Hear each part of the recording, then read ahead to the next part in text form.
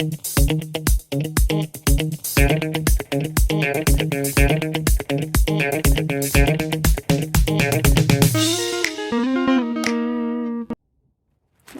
hi.